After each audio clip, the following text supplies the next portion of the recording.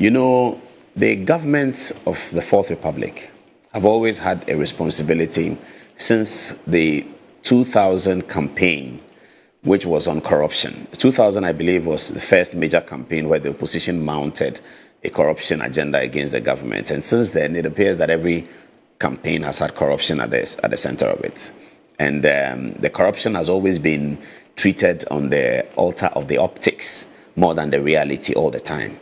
Because it may look like corruption, it may feel like corruption, but in terms of the court processes, it may not stand the test of the trial.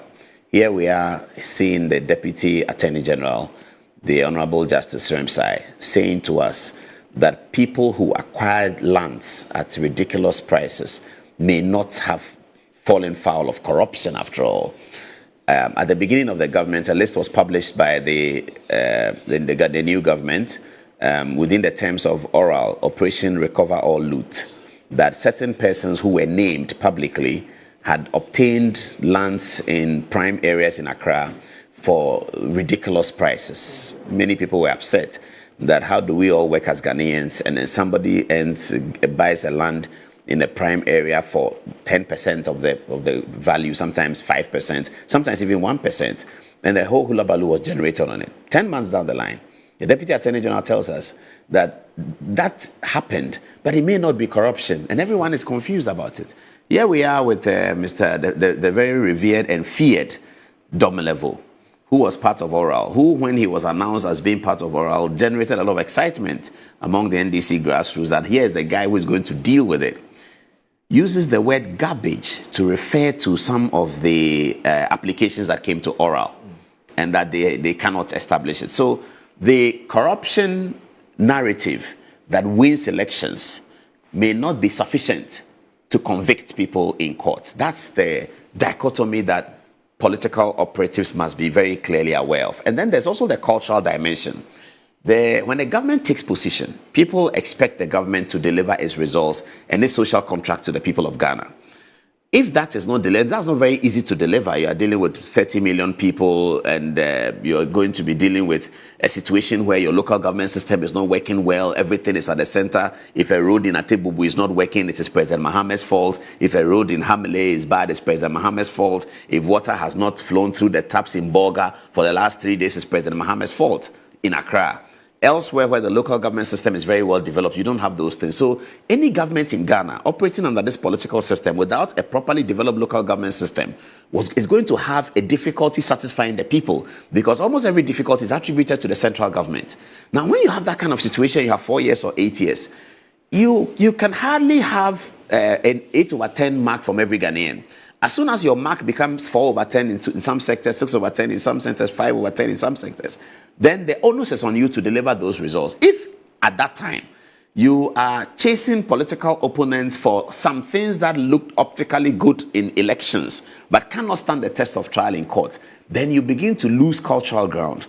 When President Kufuor took office in 2000, he was very popular. He won a very popular mandate. It may not have been as big as we are seeing today, but the change in the atmosphere was obvious. Everyone thought that 2004's elections was a given.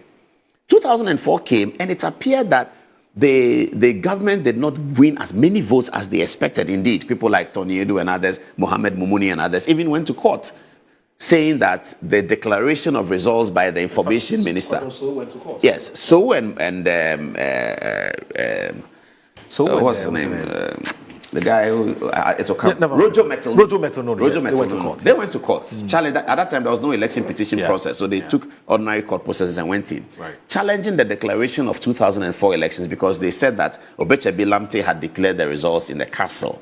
People were surprised that how did President Kufuor just cross just by? It was about prosecutions.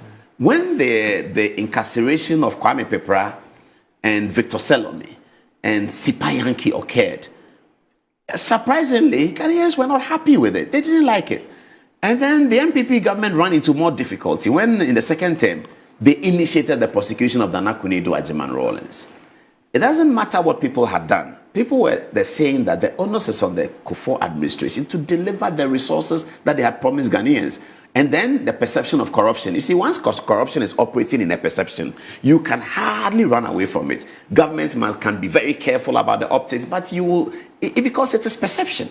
Elsewhere abroad, they understand that perception is not the same as this. So the authorities manage that perception situation and tell people that we are in the prosecution. He is not guilty until the court has finished, and so you can't pronounce him guilty and all of that. It is in the context of all these things that makes the Attorney General's regular press conferences worrying to some sections of the society. Because what the Attorney General's press conferences does is to fuel the perception that somebody had stolen. I'm not saying somebody has stolen or somebody had not stolen, but whether somebody has stolen or not, it should be settled by a court. If we politicize it and we PR it and we make it a matter of communication, we are going to run into that difficulty, not just for everyone, but for the government itself. Because here you come and stand and say somebody has bags, somebody has watches.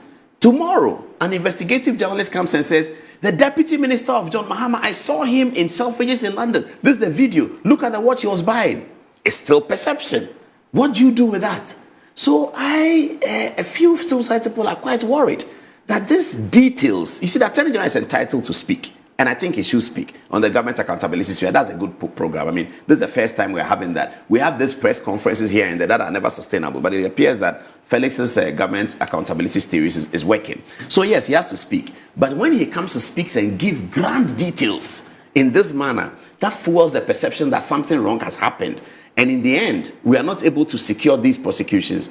It's problematic for the democracy we are building, and nobody's going to win. You might win today, you lose tomorrow. Because even the person speaking, tomorrow somebody will say that, were you not the one addressing the press conference? I was following you in New York, and I saw what you bought, and you bought it for $24,000. If it's 2027, the Attorney General, and these days you are wearing something, they photograph it, they put it on a thing, they tell the price. The Attorney General gets a gift from his friend in school in America who has nothing to do with Ghana and says that I'm happy with what you are doing in Ghana. You make all of us proud. We're in the same postgraduate class and you make all of us proud. I work in Wall Street. I have a lot of money. Here is a wristwatch.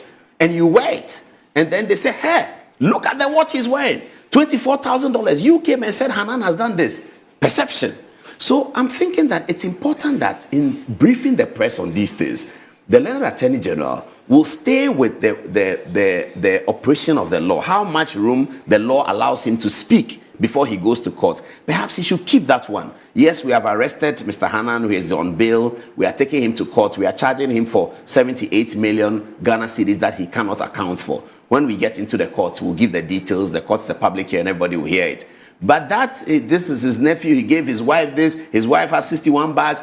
I don't know whether those details are important for the Learned Attorney General. I mean, other people can speak. Communicators can speak about it. That, yeah, we have, but the Attorney General, the prosecutor, the lead government prosecutor, appointed under Article 88, I'm not so sure whether these things, but what interested me in the press conference for a news reporter was when the Attorney General appeared to be responding to Fifi Kweti's concerns. Fifi Kweti, the General Secretary of the party, who is a man known for his integrity, came out and said that he's worried, and he was addressing NDC lawyers. He's worried that some of them in that room were negotiating on behalf of some of the people being prosecuted, and that he's watching. No, he didn't say that. What did he say? This. He says attempting to. Okay, fair enough. Yes. We're attempting to negotiate. So whether it happened or not, we don't know. Yeah, he said they were attempting to negotiate on behalf of some of the people being prosecuted, and that he will name them in subsequent appearances. And the matter ended there. During the president's press conference, I think the president had occasion to calm people down and said that he's in charge, he's the boss, he's not going to negotiate with anyone, and that calmed down. However, the Attorney General found occasion at the press conference to yet respond to Fifi Kweti, this time naming names. The president himself has spoken, so you can put the president aside. But he named the chief of staff, Julius Debra. And then he named another person I thought he never should have mentioned, the secretary to the president. The work of the secretary to the president is not in the public eye, and is always the case everywhere in the world. Do you know who the Donald Trump secretary is? We don't know them. They are not in the public eye. They do the president's secretarial work. They are very important people, but they're not in the public eye. The Attorney General comes and says, Callistus Mahama has not put pressure on him. Julius Debra has not put pressure on him. President Mahama has not put pressure on him. President Mahama has spoken himself. He's the boss, so he's spoken. But why do you name Julius Debra the chief of staff and Callistus Mahama? He doesn't name Felix Kwati Ofosu, who is also a very important actor in the office of the president, perhaps the most important actor in terms of the public. And he doesn't also name the chairman of the Council of State, for instance, Honorable Adom-Otchere. So I looked at it, I said, I was asking my reporters, have you seen what the Attorney General is saying? He's responding to Fifi Kwete and mentioning 3 names. Fifi Kwete was addressing a group of lawyers. All of these 3 names that the Attorney General mentioned are not lawyers. Is he sending us a signal one way or the other? I'm not sure. So that was what I picked from it. I think that civil society and general public are concerned about the details that the Attorney General gives in what the investigation has found. Maybe he has to have another look at it. He's entitled to report to the press. Everywhere in the world, America, they report to the press. They say that, yes, we are prosecuting this, we are prosecuting that.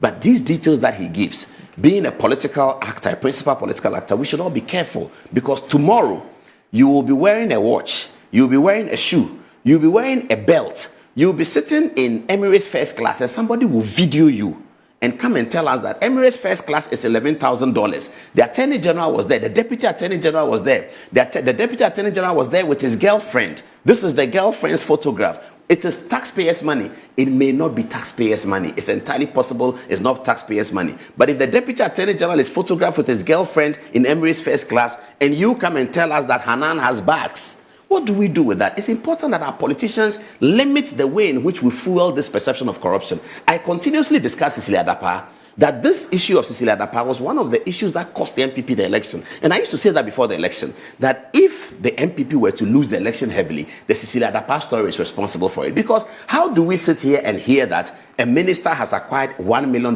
in her house? There are 88 of them. That's $88 million of Ghanaian taxpayers' money in their homes. During the campaign, President Mahama said, don't worry, we'll go to their homes and pick the money for you. And we all celebrated it. Chobo, yay! Now, 10 months into the government, FBI comes and says, Cecilia Dapaah did no wrong. OSP comes and says, Cecilia Dapaah did no wrong. And Cecilia Dapaah is still walking around. But it has cost at least million, 2 million, 3 million votes of the party that she belonged to. We all have to be careful in the way we address this perception issue. And governments must learn from the experiences of Kufuor's administration in incarcerating people in one way or the other, the prosecution of Mrs. Rawlings, which actually drew out J.J. Rawlings in the election of 2008. That 2008 election was a shoo-in for Akufo-Addo to win. The reason why he fell short of those things are there could be many reasons, but one of the critical reasons was the efforts of Fly Lieutenant Rawlings crisscrossing the country tirelessly, even without the Mills campaign. Now, they had a 3-pronged approach. Mills was one place, John Mahama was one place, and J.J. Rawlings, who was a powerful military leader, went on the ground to campaign against the MPP candidate. Later on, Rawlings told Ghanaians that Akufo-Addo is a gentleman he had always admired in politics. Later on, they became good friends. But for the fact that his wife was being prosecuted in a manner that many people felt that she shouldn't have been prosecuted, Ayuko was the Attorney General at the time, it drew Rawlings onto the street and perhaps cost the MPP the 2008 election. So I'm drawing a caution that by all means, let's catch thieves. But the state agencies and the Attorney General and those who do it must be careful not to fuel the perception, because it affects all politicians at the end of the day, and we really must be careful about it.